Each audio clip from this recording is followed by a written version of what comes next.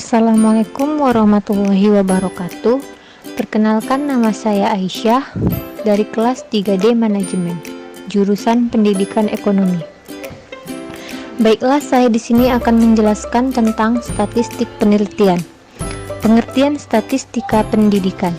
Statistika pendidikan ialah ilmu pengetahuan yang mempelajari atau membahas dan mengembangkan prinsip-prinsip, metode dan prosedur yang perlu ditempuh atau dipergunakan dalam rangka mengumpulkan, penyusunan, penyajian bahan keterangan yang berwujud angka. Memilih statistik yang tepat. Yang pertama, menentukan apa tujuan pengujian. Yang kedua, bila untuk menguji perbedaan, ada beberapa kelompok sampel yang akan diuji.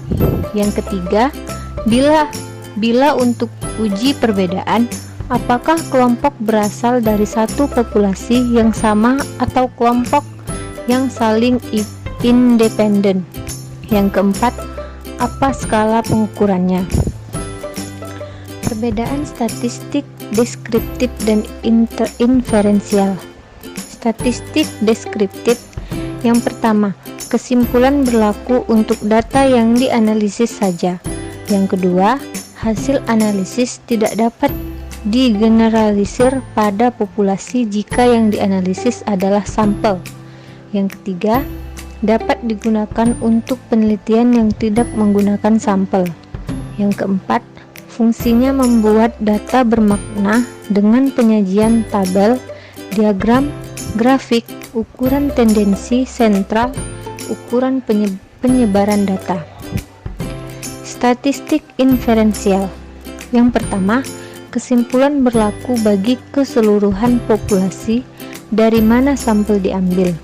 Yang kedua, hasil analisis digeneralisir pada populasi. Yang ketiga, digunakan khusus untuk penelitian yang menggunakan sampel saja. Yang keempat, fungsinya untuk menguji hipotesis dan melakukan generalisasi hasil analisis sampel populasi. Perbedaan statistik parametrik dan non-parametrik. Statistik parametrik. Yang pertama, indikator dari suatu distribusi hasil pengukuran. Yang kedua, mengikuti prinsip-prinsip distribusi normal. Yang ketiga, syarat penerapan statistik parametrik. Yang A, distribusi sampel diambil dari distribusi populasi yang terdistribusi secara normal. Yang B, sampel yang diperoleh secara random mewakili populasi. Yang C, skala pengukuran harus kontinu atau rasio atau interval, atau skala nominal yang diubah menjadi proporsi. Yang D, contohnya uji T, korelasi, Pearson, ANOVA, dan lain-lain. Statistik non-parametrik. Yang pertama, digunakan dengan mengabaikan segala asumsi yang melandasi metode statistik parametrik, terutama yang berkaitan dengan distribusi normal.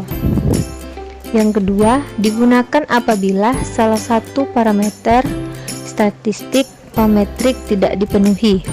Populasi dan sampel. Populasi ialah sebuah kumpulan dari semua kemungkinan orang-orang, benda-benda dan ukuran lain dari objek yang menjadi perhatian. Sampel ialah suatu bagian dari populasi tertentu yang menjadi perhatian. Sekian dari penjelasan saya. Saya akhiri, billahi wa taufiq wal hidayah. Wassalamualaikum warahmatullahi wabarakatuh.